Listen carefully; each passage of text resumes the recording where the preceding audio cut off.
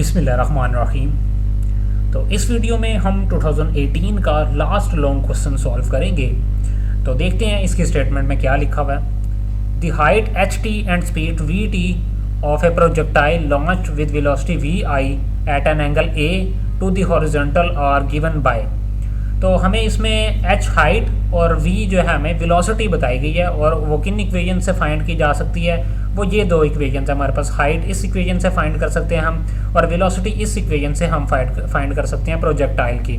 और प्रोजेक्टाइल की उन्होंने इनिशियल वेलोसिटी बता दी है वी आई, और एंगल उन्होंने बता दिया कि a लिया जाएगा इस क्वेश्चन में। और यहाँ पे इन्होंने बता दिया कि जब ग्राउंड पे हिट करेगा जब प्रोजेक्टाइल, तो उसकी तब हाइट 0 मानी जाएगी, और जितना टाइम वो लगेगा उसको हिट करने में, वो उन्होंने ये इक्वेशन हमें दे दी है 2vi sin a divided by g।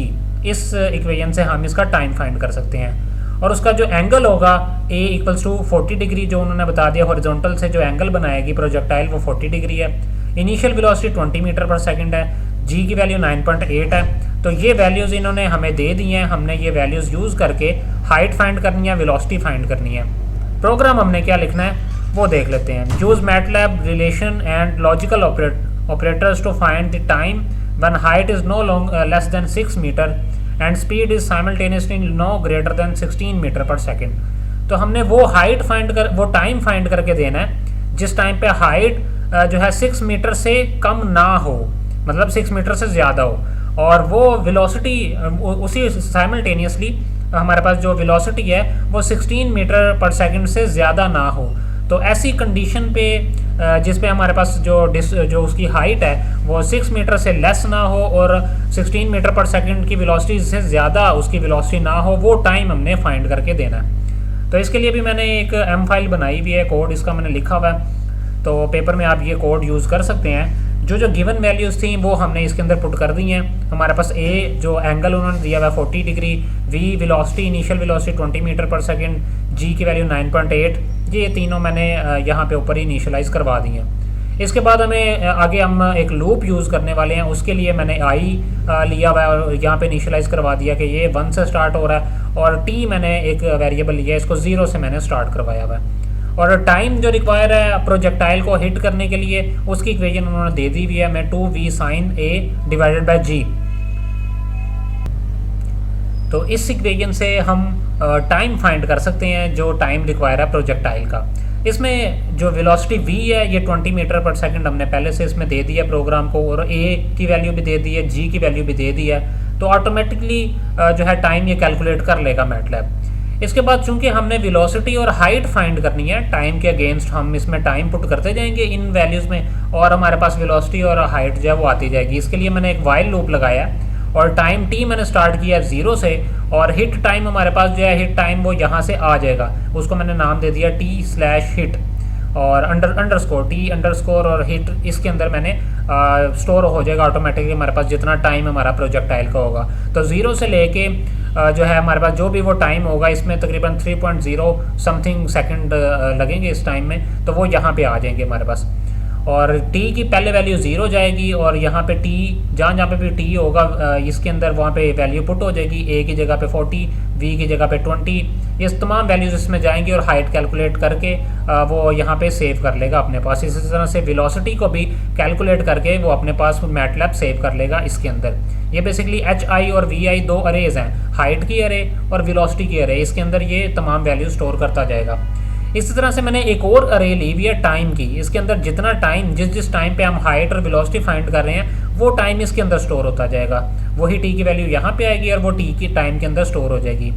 और नेक्स्ट टाइम जब मैंने लूप लेके जाना है वापस, तो मुझे हाइट यहाँ पे पहले तो h की जगह i की जगह पे 1 आ जाएगा, ये 1 मैंने इनिशियलाइज़ करवाया हुआ है, तो यहाँ पे 1 आ जाएगा, और h1 पे एक पहली वैल्यू स्टोर हो जाएगी। नेक्स्ट टाइम चूंकि यहाँ पे सेकंड नंबर पे मैंने वैल्यू स्टोर करवानी है, तो यहाँ पे मैंने इंक्रीमेंट करवा दिया i इक्वल्स टू i+1, तो नेक्स्ट टाइम यहाँ पे आ जाएगा 2, और यहाँ पे v पे यहाँ पे भी आ जाएगा 2। तो सेकंड प्लेस पे जो भी वैल्यू आएगी वो सेकंड प्लेस पे स्टोर हो जाएगी।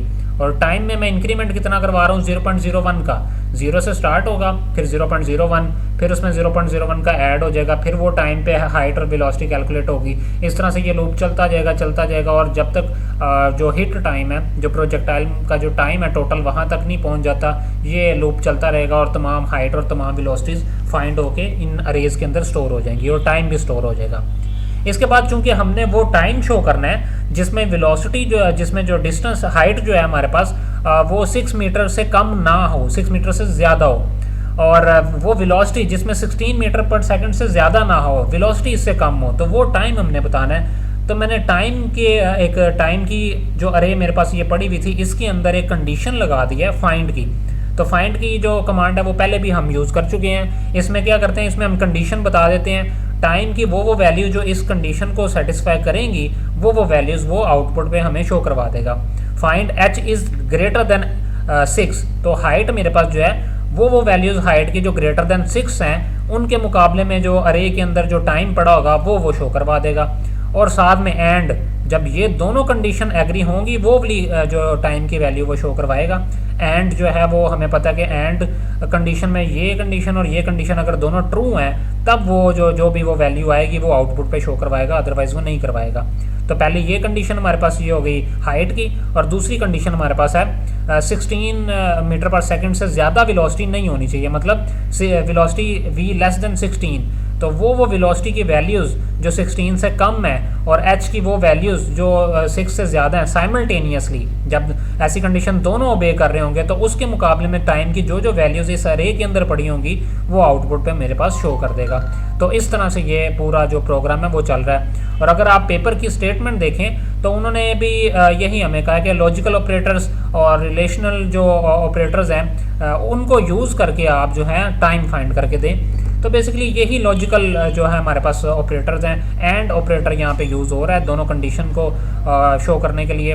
तो ये बेसिकली यहाँ पे ये जो कोड है ये आप यूज़ कर सकते हैं। अब इसको रन करके देखते हैं हम अपनी मैटलैब पे। तो इसको मैं यहाँ पे रन करता हूँ और देखता हूँ हमारे पास क्या आंसर आता है।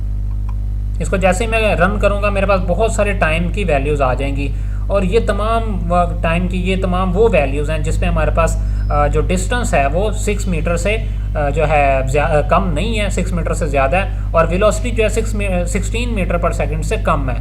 वो तमाम टाइम की वैल्यूज़ जो हैं इसने ये आउटपुट पे हमें शो कर दी हैं। तो ये बेसिकली प्रोग्राम था। थोड़ा सा जो है इसमें कंफ्यूज करने वाली स्टेटमेंट थी। नो लेस देन का मतलब है कि इससे कम ना हो, और नो ग्रेटर देन का मतलब है इससे ज़्यादा ना हो। तो ये बस इसको समझने की ज़रूरत थी। और इसके बाद जो इसका पार्ट बी है, write a program to calculate the equivalent resistance of n resistance in series take n from user. ये बिल्कुल 2014 का जो लास्ट लॉन्ग क्वेश्चन है उसके अंदर भी यही जो क्वेश्चन हमें पूछा गया है, या लास्ट या सेकंड लास्ट, उसमें यही क्वेश्चन पूछा गया है, और इस पे मैंने वीडियो एक बना दी है, इसको आप वहाँ से कर सकते हैं। तो नेक्स्ट वीडियो में इंशाल्लाह हम 2019 का पास पेपर सॉल्व करेंगे, और फिर इंशाल्लाह हम बाकी रिमेनिंग जितने भी पेपर हैं वो कंप्लीट करेंगे।